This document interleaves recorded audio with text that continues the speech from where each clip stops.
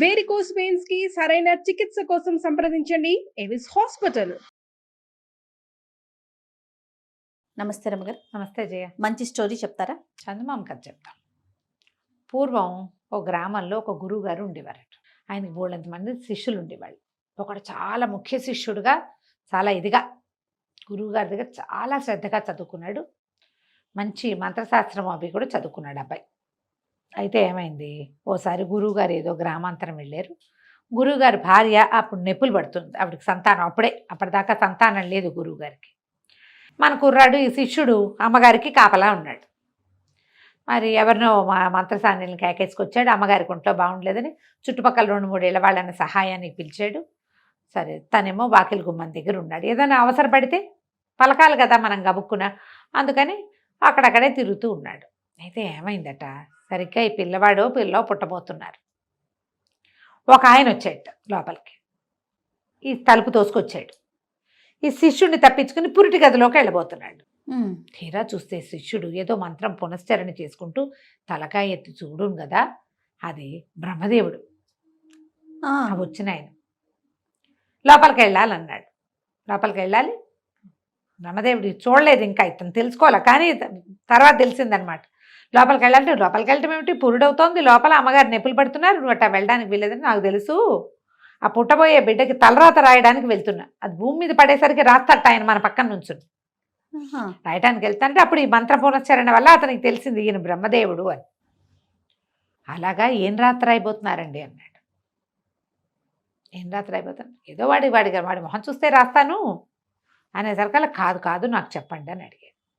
ఇంతకీ ఏం పిల్ల పుట్టబోతుంది, మగపిల్లాడే పుట్టబోతున్నాడు అంటే ఏం రాస్తారు, వాడి మొహాన్ని ఏముంది, వాడికి ఆ జీవుడికి ఏముంది అంటే, ఏముంది బాగానే ఉంటాడు, వాడి జీవితాంతం, వాడికి రోజు వాడి దగ్గర ఎప్పుడు ఒక మూట బియ్యం ఒక ఆవు మాత్రమే ఉంటాయి, అదే వాడి గతి అని చెప్పాడు ఆయన. పికమొహం వేశాడు. అయ్యో, గురువుగారికి మగపిల్లాడి పుడతాడు, సంతోషంగా ఉంది, లేక లేక కలుగుతున్న సంతానం. ఒక మూట ఒక ఆవేనా పిల్లాడికి, వాడి జీవితంలో సంపాదన ఇంకేం ఉండదన్నాడు ఆయన. లోపలికి వెళ్ళిపోయాడు. ఈయన లోపలికి వెళ్ళి ఆయన బయటకు వచ్చేసరికల్లా పిల్లాడు పుట్టాడన్నారు. రాత రాసేసి అదృశ్య రూపంలో వెళ్ళిపోయాడు. ఈయన అదృశ్యంగానే ఉన్నాడు, ఈ కుర్రాడికే కనిపించాడు. ఈయనకి ఏం చెప్పాడంటే, ఈ విషయం నువ్వెవరికి చెప్పకూడదు. మరి అంతేగా, సీక్రెట్ కదా, బ్రహ్మరాత ఎప్పుడు సీక్రెటే కదా. మళ్ళా 3 సంవత్సరాలు గడిచినాయి, 3 ఏళ్ళు అయ్యేసరికల్లా గురువుగారి భార్య మళ్ళీ నొప్పులు పడుతుంది. మళ్ళీ సేమ్ శిష్యుడే ఉన్నాడు వాకిట్లో. గురువుగారు కూడా ఉన్నారు కానీ ఆయన ఇక్కడ లేరు, ఊళ్ళోనే ఉన్నారు. కానీ మళ్ళీ బ్రహ్మదేవుడు గారు వచ్చాడు. శిష్యుడు అడిగాడు, అయ్యా ఈసారి ఏం పిల్లండి అని. ఈసారి ఆడపిల్లే పుడుతుంది అంటే, ఈ పిల్లైనా సజావుగా ఉంటుంది అంటే, ఎందుకు ఉండకేమి లక్షణమైన పిల్ల, రోజు పెళ్లి సంబంధం వస్తుంది కానీ దీనికి పెళ్లి కాదు, రోజుకో పెళ్లి సంబంధం వస్తుంది అన్నాడు. శిష్యుడు చేష్టలు దక్కి నుంచున్నాడు. బ్రహ్మదేవుడు లోపలికి వెళ్ళాడు, రాత రాశాడు, ఆడపిల్ల పుట్టింది, అయిపోయింది. చాలా బాధగా ఉండేది అబ్బాయికి. ఇంకో 2-3 ఏళ్ళు నడిపిల్లలు అంతంత ఎదిగాక చంటి పిల్లని ఎత్తుకుని తిరిగేవాడు. పిల్లాడు 4 ఏళ్ళ వాడు, 5-6 ఏళ్ళ వాడు అయ్యాక ఇతను వెళ్ళిపోయాడు ఇంటికి. కానీ ఎప్పుడూ అతనికి గురువుగారి మీదే ఉండేది. ఆ మాటలు ఎవ్వరికీ చెప్పకూడదు, గురువుగారికి కూడా చెప్పకూడదు కదా. ఉన్నాడు. కొంతకాలానికి ఇతను పెద్దవాడయ్యాడు, వివాహం అయింది, పిల్లలు పుట్టారు. పిల్లల వివాహాలు చేసే సమయానికి ఇతనికి అనిపించింది, ఆడపిల్లకి పెళ్లి చేసేసరికి, అమ్మో గురువుగారు అమ్మాయికి పెళ్ళయిందో లేదో, ఆ పిల్లాడు ఎట్టా ఉన్నాడో అని గురువుగారు ఆనుపాను తీశాడు.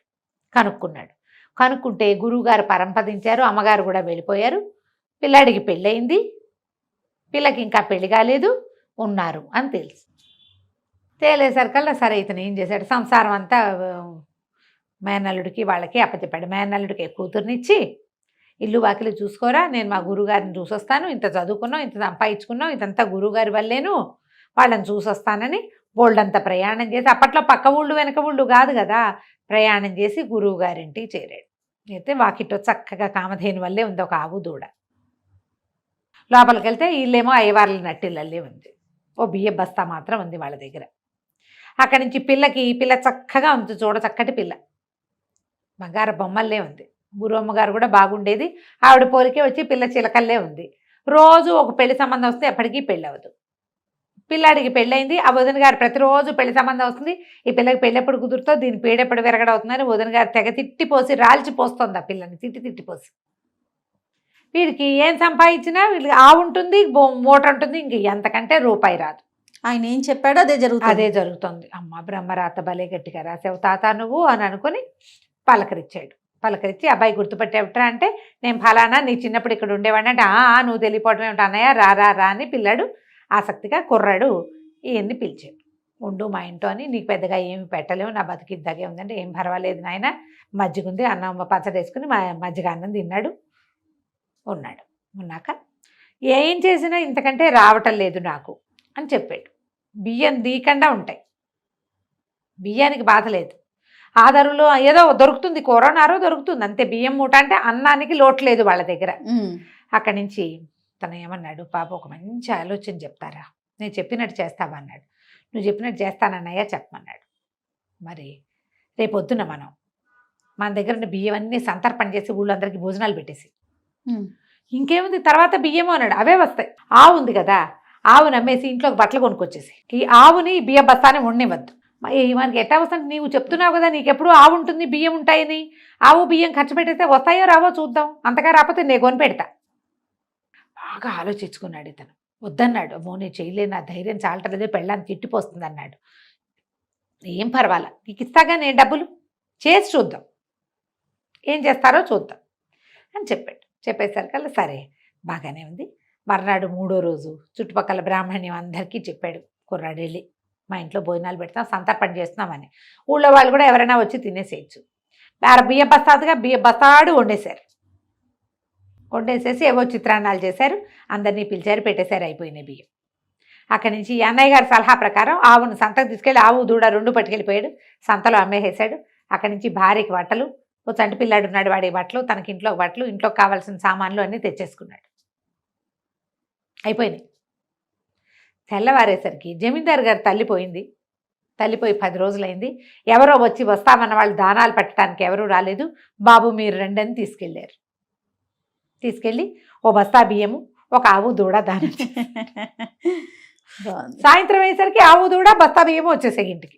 సరే 2వ రోజు మళ్ళీ 2 రోజులు 3 రోజులు అవ్వగానే మళ్ళీ ఆవును అమ్మేద్దాం పట్టన్నాడు అన్నయ్య. ఇలా బాగా ఆలోచించాడు, ఆవును అమ్మేసేసి ఇంకేవో సామాన్లు తెచ్చేసాడు ఇంట్లోకి. అక్కడి నుంచి బియ్య బస్తా పోసేసి మళ్ళీ సంతర్పణ అన్నాడు. బియ్యము ఇంట్లో సామాన్లన్నీ అయిపోతుండగా మళ్ళీ ఖబర్ వచ్చింది, వాళ్ళు ఎవరో పోయారు, గోదానం, మళ్ళా బియ్యం బస్తా. ఇదే కంటిన్యూ కొన్నాళ్ళు ఇట్ అయింది.